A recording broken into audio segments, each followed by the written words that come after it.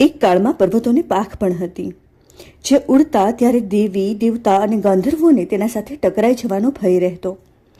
ઇન્દ્રે તમામ પર્વતોની પાંખો કાપી નાખી. તેમાં પણ તે મેનાક પર્વત પર વધુ કોપાયમાન થયા. એ સમયે વાયુદેવ તેની મદદે આવ્યા, પર્વતને બચાવ્યો અને દક્ષિણ તટના સમુદ્રમાં પધરાવી ઇન્દ્રના વ્રજથી તેનું રક્ષણ કર્યું.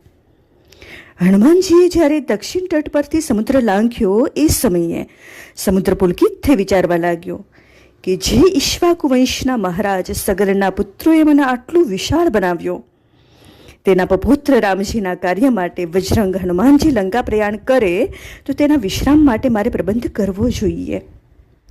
સમુદ્ર મેનાકને ઢંઢોળ્યો.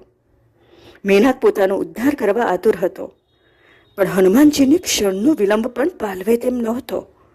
એટલે ઘડીના છઠ્ઠા ભાગમાં પોતાના જમણા ભાગથી મેનાકને સ્પર્શ કર્યો અને તેનો ઉદ્ધાર કર્યો.